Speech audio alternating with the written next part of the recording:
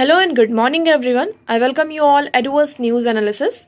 Today is 18th June 2023 and we are going to discuss important news and articles from The Hindu newspaper. So let's see what important news we got today to discuss.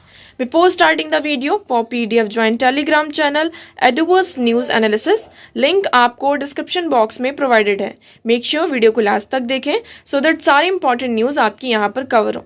तो चलिए start करते हैं और देखते हैं आज हमें क्या क्या डिस्कस करना है. Now first article is digital I debtor proxy attendance. अब यहाँ पर क्या हुआ है, मेघालय का ये पूरा केस है. आपको पहले ये याद रखना है कहाँ का, मेघालय का.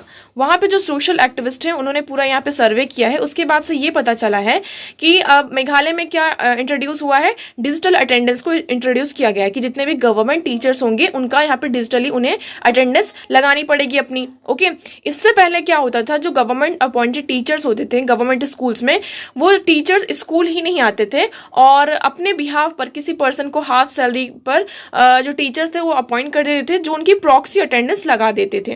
जिससे क्या होता था, उनके पास सैलरी तो आती रहती थी और ऑन द अदर हैंड्स उनका जो बिजनेस होता था और जिस अलग चीज़ों में वो इंगेज रहते थे वो उसको यहाँ पर कवर करते थे, उनकी जो अलग ड्यूटीज़ होती थी. ठीक है, तो ये पूरा यहाँ पर केस आता है कि आपकी जयंतिया हिल्स का पूरा केस है कि इसी के चलते क्या होता था, बच्चे भी जो प्राइमरी स्कूल के और secondary upper primary secondary schools के बच्चे होते थे वो स्कूल को अटेंड भी नहीं करते थे. अब टीचर्स ही एब्सेंट है, टीचर्स की जो बिहाफ पर कोई पर्सन आता था वो प्रॉक्सी अटेंडेंस लगाकर चला जाता था. अब टीचर्स ही नहीं है तो बच्चे ही क्यों आएंगे. ओके, अब एक्चुअली यहाँ पर जब से डिजिटल अटेंडेंस सिस्टम आया है टीचर्स के लिए तो टीचर्स भी स्कूल आने लगे और इसके कारण यहाँ पे जो बच्चों की स्टूडेंट्स की अटेंडेंस है उसमें भी हमें क्या देखने को मिलता है, राइज देखने को मिलता है, इंक्रीजमेंट देखने को मिलता है. ओके, तो आई होप आपको ये क्लियर होगा. इसको आप एज अ केस स्टडी कहीं भी इंक्लूड कर सकते हैं कि टीचर्स की इंपॉर्टेंस, मतलब कि कितना ज़्यादा यहाँ पे जो डिजिटली है इसने कितना ज़्यादा यहाँ पे इंप्रूवमेंट किया है. ओके, नेक्स्ट मूव करते हैं. देखिए आगे बढ़ने से पहले हम कल का क्वेश्चन सॉल्व करते हैं. पहले हमारा क्वेश्चन था कल का, which of the following is are tributaries of Brahmaputra. यहाँ पर हमारे पास 3 रिवर हैं, दिबांग, कामेंग एंड लोहित. इसमें से हमें ये बताना है कि कौन सी ये 3 रिवर जो है, कौन कौन सी ब्रह्मपुत्र की रिवर ट्रिब्यूटरी है और कौन सी ट्रिब्यूटरी नहीं है. ओके, तो what was the right answer. यहाँ पे कई लोगों ने राइट आंसर दिया था ऑप्शन नंबर डी.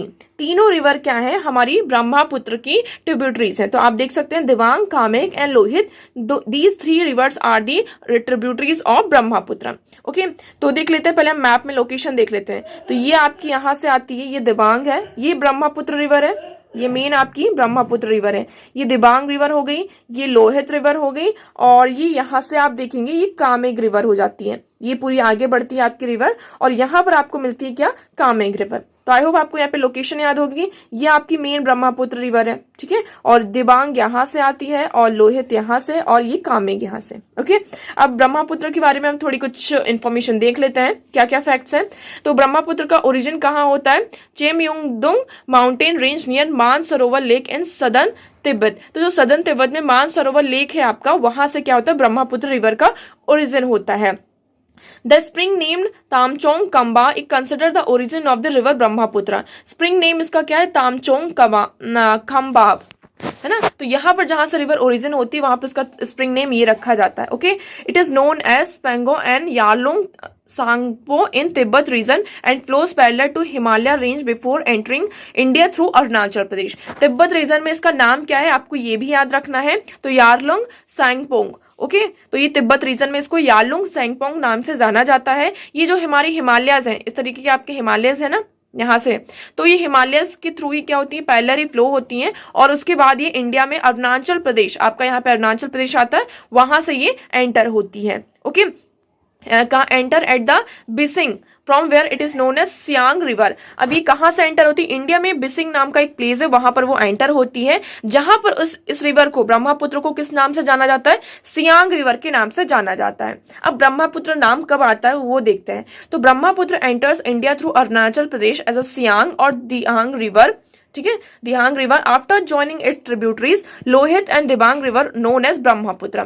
तो पहले जब ये एंटर करती है अरुणाचल प्रदेश में, आप यहाँ पे देखेंगे ये अरुणाचल प्रदेश में यहाँ पे एंटर कर रही है, जब यहाँ से दिबांग और लोहित रिवर ये यहाँ पर आपस में मीट होती हैं, कहाँ पर, आसाम रीजन में। आप देखेंगे अरुणाचल प्रदेश से तो ये निकल कर आ रही है, उसके बाद ये आसाम में यहाँ पर दिबांग रिवर और ये जो लोहित रिवर है, इसकी जो दो ट्रिब्यूटरीज हैं, जब यहाँ पर ये मीट होती हैं तब इसका नाम क्या होता है, यहाँ पर ब्रह्मपुत्र होता है।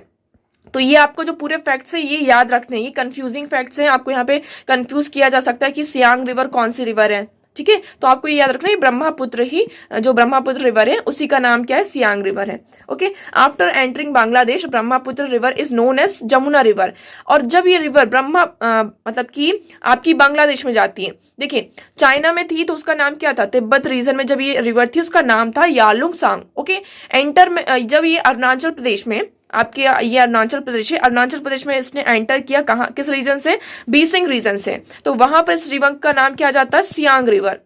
ओके, अब ये आसाम पर यहाँ पर आपकी लोहित रिवर आती है और दिबांग रिवर आती है, ये ट्रिब्यूटरीज यहाँ पर इससे मीट होती है, तो इसका नाम क्या हो जाता है, ब्रह्मपुत्र रिवर। उसके बाद ये कहाँ जाती है, बांग्लादेश में जाती है, तो बांग्लादेश में इस रिवर को जमुना रिवर के नाम से जाना जाता है। और उसके बाद ये गंगा रिवर से यहाँ पे ज्वाइन कर देती है। जब ये ब्रह्मपुत्र रिवर, आपका ये बांग्लादेश आ गया, यहाँ पर देखिए बांग्लादेश आ गया, बांग्लादेश में इसने एंटर किया तो इसका नाम क्या हो गया, जमुना रिवर। अब यहाँ से आई हमारी गंगा रिवर, जब ये गंगा रिवर से यहाँ पे मीट होती है उसके बाद इस रिवर का नाम क्या पड़ जाता है, Padma river in Bangladesh. Okay, और फाइनली ये कहाँ, बे ऑफ बंगाल में अपने आप को एम्प्टी करती है। तो आई होप आपको यहाँ पर ये पूरा क्लियर होगा। ओके, नेक्स्ट मूव करते हैं। अब आज का क्वेश्चन है हमारा, आप सभी इसको आंसर करेंगे।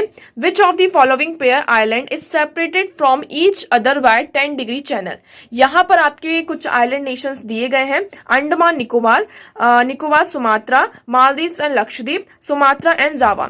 इसमें से कौन से दो मतलब कि कौन से पेयर ऑफ आइलैंड्स हैं जिनको 10 डिग्री चैनल से क्या किया जाता है, सेपरेट किया जाता है। तो आप सभी को इस क्वेश्चन का आंसर कॉमेंट सेक्शन में देना है। ओके, ज्यादा से ज्यादा आप पार्टिसिपेट करेंगे तो ज्यादा से ज्यादा आपको यहाँ पर आपकी जो नॉलेज होगी वो इंक्रीज होगी। आज का नेक्स्ट क्वेश्चन है हमारा, कंसिडर द फॉलोइंग स्टेटमेंट्स। ये यूपीएससी का 2017 का क्वेश्चन है। Okay, election commission of India is a 5 member body. ये आपका इलेक्शन कमीशन से रिलेटेड है। अब देखिए यहाँ पे वेरियस इलेक्शंस हुए हैं तो ऑब्वियस सी बात है कि इस तरीके के कुछ क्वेश्चंस हमें फिर से देखने को मिल सकते हैं। तो इलेक्शन कमीशन ऑफ इंडिया के बारे में देखते हैं। क्या election commission of India 5 member body है? पहला स्टेटमेंट आपका ये है। सेकंड स्टेटमेंट ये कहता है the union ministry of home affairs decided the election schedule for the conduct of both general election and by elections. अब यहाँ पे ये क्वेश्चन पूछ रहे हैं कि union ministry of home affairs जो है वो डिसाइड करती है इलेक्शन का शेड्यूल, कहाँ पर इलेक्शन कैसे होना है, मतलब कि हमारा जो जनरल इलेक्शन है, बाय इलेक्शन है, तो इसका जो शेड्यूल है क्या वो union home ministry of home affairs decide करती है या फिर कोई और डिसाइड करता है? सेकेंड स्टेटमेंट आपका ये है, election commission resolve the disputes relating the splits merges of recognised political parties.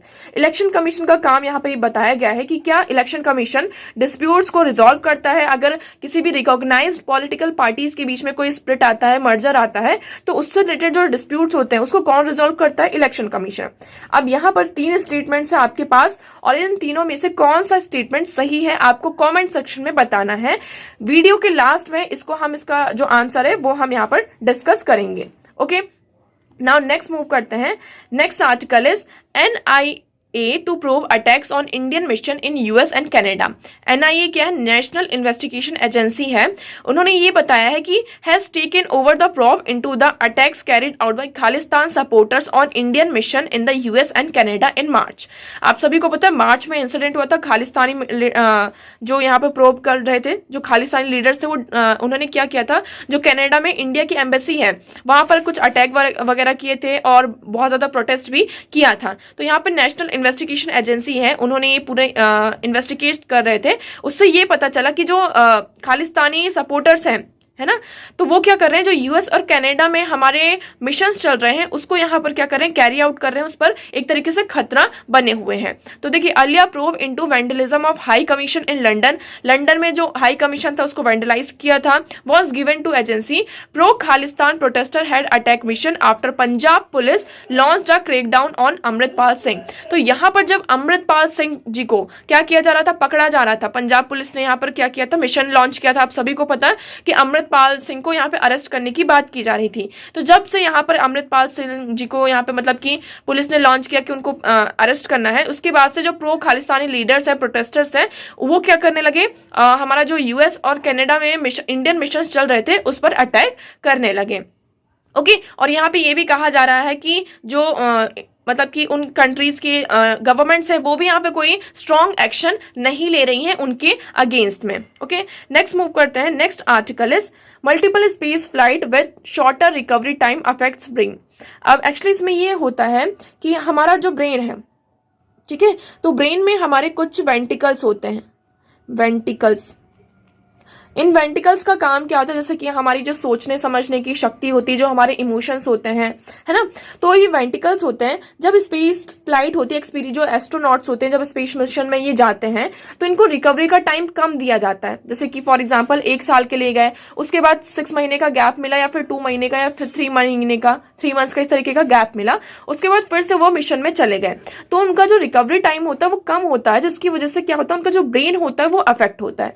Ventricles की बात करते हैं, कुछ कैविटीज होती हैं और उन कैविटीज में एक फ्लूइड फिल होता है, मतलब एक जो लिक्विड सब्सटेंस टाइप का होता है वो फिल होता है। तो जब हम स्पेस फ्लाइट में जाते हैं, जो मतलब कि आपके जो एस्ट्रोनॉट्स होते हैं स्पेस मतलब कि आपके स्पेस में जाते हैं, तो ये जो वेंटिकल्स होते हैं ये क्या एक्सपेंड करने लगते हैं बहुत ज्यादा, और फ्लूइड का जो उनका अमाउंट है वो क्या होने लगता है, एक्सपेंशन होने लगता है, जिसके कारण उनका जो बिहेवियर होता है उसमें हमें चेंजेस देखने को मिलते हैं। आपने देखा होगा जो एस्ट्रोनॉट्स मिशन से वापस आते हैं तो वो वहां पर उनको डिजीनेस होती है, बहुत ज्यादा चीजों को रिकॉग्नाइज करने में प्रॉब्लम होती है।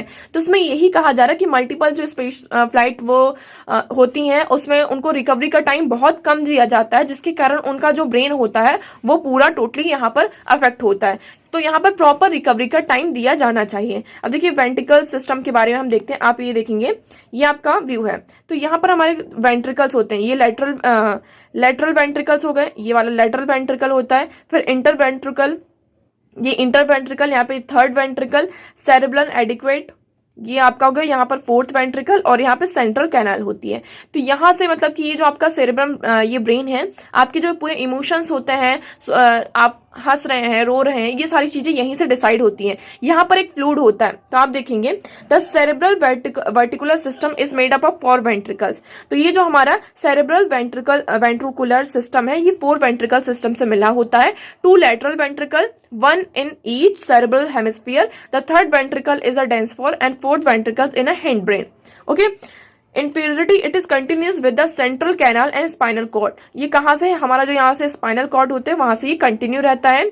The fluid inside the ventricular system and सब एल्कोनॉइड स्पेस इज कॉल्ड सेरेब्रोस्पिनल फ्लूइड। तो इसके अंदर जो फ्लूइड होता है उसे हम CSF कहते हैं। क्या कहते हैं, CSF कहते हैं। इसका काम क्या होता है, produce by specialised epidermal cells of this choroid plexus within the ventricular system. तो ये यहाँ पे होता है। उसके बाद एक्चुअली ये क्या करता है, जो हमारी थॉट प्रोसेस होती है, इमोशंस होते हैं, रीजनिंग होती है, मेमोरी होती है, तो आपके इसी साइड का जो ये ब्रेन होता है वहां से ये होता है। ओके, तो आई होप आपको ये यहाँ पर क्लियर होगा। नेक्स्ट मूव करते हैं। नाउ यहाँ पे स्नैपशॉट्स की बात करते हैं, छोटे छोटे आपके स्नैपशॉट्स हैं। ये कहा जा रहा है कि over fishing is driving coral reef shark towards extinction. अब बहुत सारे जो शार्क्स होते थे, शार्क्स की जो स्पीशीज होती थी वो कहाँ रहती थी, कोरल रीफ्स में रहती थी, बट उनका जो नंबर हो रहा है आज 60 to 73% डिक्लाइन होता हुआ नजर आ रहा है। स्पेशली यहाँ पे 5 मोस्ट जो common shark species coral reef में यहाँ पर लिव रहती थी, उनका जो हैबिटाट था, तो कोरल रीफ का यहाँ पर डिस्ट्रक्शन हो रहा है। पहली बात तो ये, इसकी वजह से हमें यहाँ पर देखने को मिल रहा है उनका जो नंबर है वो डिक्लाइन हो रहा है। दूसरा, यहाँ पर जो ओवर फिशिंग की जा रही है, ओवर फिशिंग हो रही है, जिसके कारण जो शार्क्स हैं उनको उनका प्रॉपर खाना जो प्रे होता है वो नहीं मिल पा रहा है। ठीक है, जिसके कारण वो जिस पर डिपेंड होते थे, मेनली जो शार्क्स होते हैं वो किस पर, जो स्मॉल फिशेस होती हैं उन पर डिपेंड होते हैं, बट ओवर फिशिंग हो रही है जिसके कारण जो शार्क्स है उनको प्रे नहीं मिल पा रहा है। इसके कारण उनका जो नंबर है वो डिक्लाइन हो रहा है। तो इस पर यही कहा जा रहा है कि ओवर फिशिंग जो है एक तरीके से जो शार्क्स की जो स्पीशीज है उनका डिक्लाइन का क्या बन रहा है, एक रीजन बन रहा है, कारण बन रहा है। नेक्स्ट मूव करते हैं। Next is increasing light pollution has long term implications. Light pollution increase होने से हमारी लाइफ पर क्या पड़ रहा है, लॉन्ग टर्म के इम्प्लीकेशंस हमें देखने को मिल सकते हैं। लाइट पॉल्यूशन क्या होता है, रात में जो हम लाइट्स का यूज करते हैं, आर्टिफिशियल लाइट्स का जो यूज करते हैं, उसी के कारण जो हमारा इकोसिस्टम है उसमें पॉल्यूशन हो रहा है। इसके कारण जो हमारा ह्यूमन हेल्थ है है उस पर और जो हमारा कल्चर है उस पर भी यहाँ पे क्या हो रहा है, एक तरीके से इम्पैक्ट पड़ रहा है. Okay, it impact the environment and cause the habitat loss, disruption of food webs and declining insect population and the responsible for substantial green house gas emission. Light pollution के कारण यहाँ पर क्या हो रहा है, आपका हैबिटेट लॉस हो रहा है. फूड वेब में जो आपका जो फूड वेब होता है उस पर डिस्ट्रप्शन हो रहा है. जो इंसेक्ट की छोटे छोटे जो इंसेक्ट्स होते हैं उनकी जो पॉपुलेशन है वो डिक्लाइन हो रही है. इवन ये ग्रीन हाउस गैस जो इमिशन है उसका एक सब्सटेंशियल मेजर है, मतलब कि पार्ट है जो मतलब ग्रीन हाउस गैस है. तो आपका जो लाइट पॉल्यूशन है इसी के कारण क्या हो रहा है, इंक्रीज हो रहा है. ये डायरेक्टली आपको किसके इम्पैक्ट करता है, जो प्लांट्स हैं, एनिमल्स हैं, तो उनका एक साइकिल होता है. प्लांट्स का, एनिमल्स का एक साइकिल होता है. बट लाइट के कारण यहाँ पर क्या हो रहा है, जो साइकिल है इसमें डिस्ट्रप्शन आ रहा है और अल्टीमेटली किसको इम्पैक्ट कर रहा है, ह्यूमन लाइफ को, इकोसिस्टम को, सबको ये इम्पैक्ट कर रहा है. ओके, नाउ नेक्स्ट मूव करते हैं. Next article is monkey pox outbreaks in Asia Pacific region. अब यहाँ पे जो मंकी पॉक्स है, एक महीने पहले ही जो वर्ल्ड हेल्थ ऑर्गेनाइजेशन है उन्होंने मंकी पॉक्स को ग्लोबल हेल्थ इमरजेंसी डिक्लेयर किया था. और हाल ही फिलहाल में हमें वेरियस रीजन में हमें क्या देखने को मिल रहा है कि मंकी पॉक्स के जो केसेस है कुछ रीजन में तो डिक्लाइन हो रहे हैं बट कुछ रीजन्स में हमें इसके केसेस कंटिन्यू बढ़ते हुए नजर आ रहे हैं. अभी मंकी पॉक्स क्या है इसके बारे में देखते हैं. ये एक जूनोटिक डिसीज है आपकी. जूनोटिक डिसीज का मतलब क्या होता है कि जो एनिमल्स के थ्रू यहाँ पर ह्यूमन बींग्स को होते हैं, मतलब डिसीज ह्यूमन बींग स्प्रेड होता है, उसे हम जूनोटिक डिसीज कहते हैं. ओके, तो it is a viral zoonotic disease that occur primarily in tropical rain forest area of central and west Africa. पहले ये यहाँ पर ट्रॉपिकल जो रेन फॉरेस्ट एरिया सेंट्रल और वेस्ट अफ्रीका होता था वहां पर ये मेनली वायरल वहां का जूनोटिक डिसीज है. बट धीरे धीरे अब ये क्या हो रहा है, अफ्रीका से हमें ये यूरोप में देखने को मिल रहा है, अमेरिका में भी देखने को मिल रहा है, इवन एशिया के बहुत सारे पार्ट्स में आप देखेंगे, Pakistan, Bangladesh, Sri Lanka, Myanmar, even China में भी यहाँ पे 2-3 केसेस हमें सामने आए हैं. थाईलैंड में यहाँ पे 5 केसेस सामने आए हैं. तो ये धीरे धीरे क्या हो रहा है, ये जो पूरी डिसीज है पहले तो ये एंडेमिक थी, कहाँ एंडेमिक थी, बट धीरे धीरे क्या हो रही है, दूसरे जो अदर कंट्रीज है वहां भी स्प्रेड हो रही है. तो caused by monkey pox virus, एक मंकी पॉक्स वायरस होता है, a member of orthopoxvirus genus of the family poxviridae. तो ये किस वायरस फैमिली से बिलोंग कर रहा है, पॉक्स वायरेट जो फैमिली है उससे यहाँ पर बिलोंग करता है. वायरस का नाम क्या है, मंकी पॉक्स वायरस है, इसके कारण यहाँ पे मंकी पॉक्स ही डिसीज हो रही है. सिम्टम्स क्या क्या होते हैं इसके बारे में देखते हैं. तो आपको यहाँ पे हाई फीवर होता है, रैशेस होते हैं, जो आपके लिम्फ नोड्स होते हैं उसमें स्वेलन आ जाती है, हेडेक्स होता है, नोजिया यहाँ पे बहुत ज्यादा होता है. आप इस तरीके से देखते हैं कि आपके जो हाथ पैर में इस तरीके के बहुत सारे रैशेस हो जाते हैं. ठीक है, ट्रांसमिशन की बात करते हैं तो mostly transmitted people from wild animals such as rodent and primates. तो यहाँ पे जो प्राइमेट्स और रोडेंट्स होते हैं आपके वाइल्ड एनिमल्स, उनके थ्रू ये क्या होता है, ट्रांसमिट होता है. अब ह्यूमन बींग्स में एक बार पहले ये क्या हुआ, एनिमल से ह्यूमन बींग में आया. अब ये ह्यूमन बींग से ह्यूमन बींग अगर एक दूसरे के कॉन्टेक्ट में आते हैं तो ये क्या होता है, आपस में ट्रांसमिट हो जाता है. Monkey pox virus transmitted from one person to another by contact with lesions body fluid, respiratory droplets and contaminated material such as bleeding. तो ये मतलब कि ऐसे टच में नहीं होता है, आप बॉडी का कोई फ्लूइड है, ठीक है, या फिर जैसे कि आपको नोजिया हो रहा है, आपने स्नीजिंग करी है ना, और अगर आपको कहीं से ब्लीडिंग हो रही है तो इस तरीके से अगर कोई भी कंटेमिनेटेड आप पार्ट जो है, फ्रूट जो आपकी बॉडी से, मटेरियल जो है आपकी बॉडी से यहाँ पर निकल रहा है और कोई हेल्दी पर्सन उसके कांटेक्ट में आता है तो ये क्या होता है, उसको भी, उस पर्सन को यहाँ पे ट्रांसमिट हो जाता है. आउटब्रेक की बात करते हैं, इसका हम हिस्ट्री देखते हैं. तो मंकी पॉक्स का जो फर्स्ट केस है वो 1958 में रिपोर्ट किया गया था एंड इन ह्यूमंस 1970s में. तो एनिमल्स में ये 1958 में हमें देखने को मिलता है और ह्यूमंस बिंग में 1970 में वेस्टर्न अफ्रीका में हमें देखने को मिलता है. Nigeria witness the biggest outbreak of disease in 2017. Nigeria में 2017 में हमें बहुत बड़ा इसका आउटब्रेक देखने को मिलता है. Thereafter the disease has been reported in many countries including USA, Singapore, UK. उसके बाद से ही हमें जो अदर कंट्रीज है, यूएस, सिंगापुर, यूके, अब तो ये एशिया में भी आपका आ चुका है. ठीक है, तो उन कंट्रीज में अब क्या देखने को मिल रहे हैं, हमें इस डिसीज के रिपोर्टिंग देखने को मिल रही है. ओके, तो इसका मेन हम बोलते हैं कि इसका इलाज क्या है, तो इसमें वैक्सीनेशन, और जिस भी पर्सन के पास मतलब कि पूरे प्रिवेंशंस लेने होंगे, इसका वैक्सीनेशन करवाना होगा। और उसके बाद जो भी पर्सन अगर इस बीमारी से तो उसके कांटेक्ट में ना रहे, उसका प्रॉपर यहाँ पे क्या रखा जाए, ध्यान रखा जाए। ओके, नेक्स्ट मूव करते हैं। Now next article is how can India tackle it's diabetes burden. अब हाल ही फिलहाल में यहाँ पे एक सर्वे किया गया है, उस सर्वे में ये आया है, हमने इसको डिस्कस भी किया था आई होप, कि there was a great interest in the result of largest long-term study on metabolic factor in the Indian subcontinent as a part of ICMR Indian Diabetic Study। यहाँ पर एक स्टडी हुई है, India diabetic study हुई है, ये lesson की report है। ओके, इसके द्वारा ये बताया जा रहा है कि इंडिया में जो डायबिटीज का बर्डन है वो बढ़ता जा रहा है, मतलब कि number of patients of diabetes यहाँ पर क्या हो रहा है, इंक्रीज हो रहा है। और यहाँ पे दो कंडीशन है, एक डायबिटिक पेशेंट, आपके जो डायबिटिक पेशेंट्स है वो, और एक प्री डायबिटिक पेशेंट्स है, मतलब कि उनको कुछ सिम्टम्स ऐसा लग रहा है, अगर वो कंट्रोल कर लें, अपनी लाइफस्टाइल में चेंजेस कर लें, तो उन्हें वो आगे फर्दर जो डायबिटीज का एक जो मेन स्टेज होता है उस पर नहीं पहुंच पाएंगे। तो जो पूरा डेटा है उसमें आप देखेंगे कि 11% of the population is diabetic. हमारे इंडिया की 11% जो पॉपुलेशन है वो डायबिटिक है। 15.3% of the country is in pre diabetic stage, और 15.3% जो पीपल है वो प्री डायबिटिक स्टेज में है।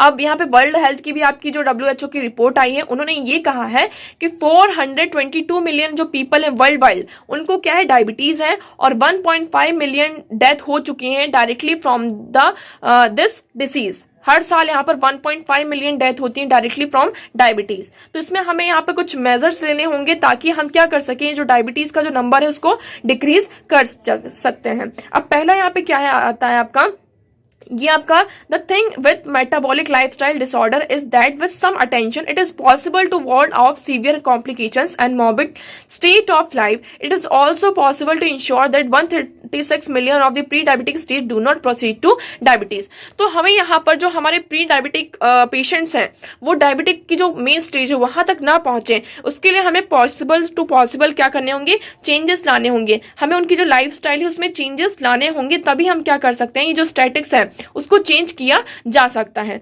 ओके, जैसे कि जो डायबिटिक पेशेंट्स हैं वो टाइम टू टाइम यहाँ पे जो उनका मेडिकेशन है वो लेते रहें। ओके, जो प्री डायबिटिक पेशेंट्स हैं उनका जो लाइफस्टाइल है उसको चेंज करें, एक्सरसाइज करें प्रॉपर, उनका जो डाइट है खाने का वो बहुत ज्यादा ध्यान रखें, क्योंकि मेनली क्या होता है, इन दो एक्सरसाइज और जो आपका डाइट होता है, physical activity and diet is the main thing, है ना, किसी भी चीज को रोकने के लिए ये दोनों बहुत ही इंपॉर्टेंट रोल प्ले करती हैं। अगर हमने इसको नहीं रोका तो इससे फर्दर जो क्रॉनिक डिसीज होती हैं, जैसे कि आप कह सकते हैं कि कार्डियोवास्कुलर डिसीज होती है, किडनी डिसीज होती है, neuropathy, blindness, lower extremely amputation, तो ये सारे जो कॉम्प्लिकेशंस हैं, अगर हमारा ब्लड शुगर और ज्यादा यहाँ पर लीड करता है, आगे बढ़ता है, तो इसके कारण हमें जो कार्डियोवास्कुलर मतलब कि हार्ट अटैक आना, आपको किडनी में प्रॉब्लम होना, न्यूरोपैथी, ब्लाइंडनेस भी, ये सारी जो पुअर मतलब की बीमारी है वो आपको इनसे डील करना पड़ सकता है। तो आपके पास बहुत अच्छा टाइम है कि हम क्या करें, जो हाल ही फिलहाल में अपना जो लाइफस्टाइल है उसे चेंज करने की जरूरत है।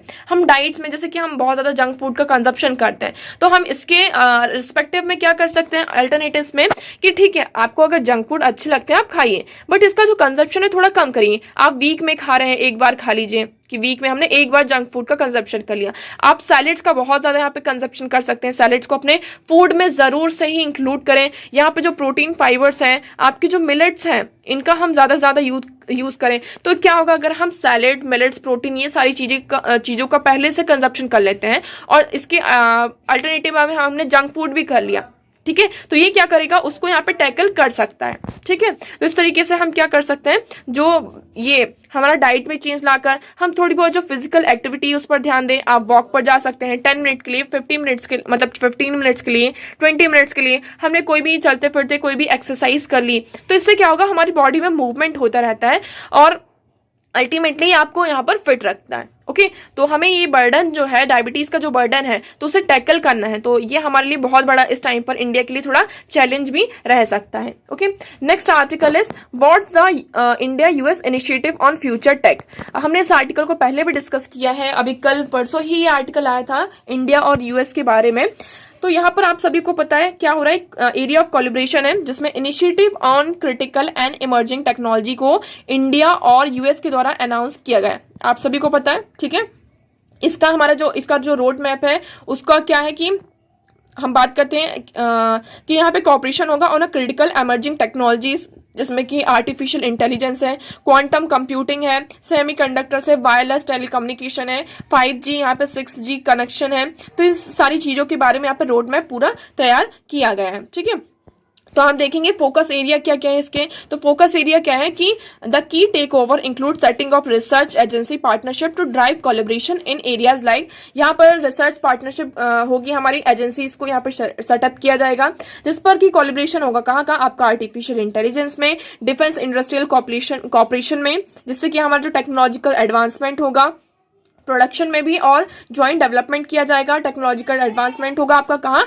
डिफेंस सिस्टम में। उसके बाद हम बात करते हैं कि innovation, defence technological cooperation and innovative bridge connect defence startups. हम यहाँ पे बात कर रहे हैं किसकी, supporting and development of semiconductor ecosystem. हम यहाँ पे जो सेमीकंडक्टर का जो हब बनने की तैयार कर रहे हैं, तो उससे पहले क्या करना होगा, सेमीकंडक्टर्स को डेवलप करना होगा। तो उसमें भी हमारा यहाँ पे साथ देगा कौन, यूएस देगा।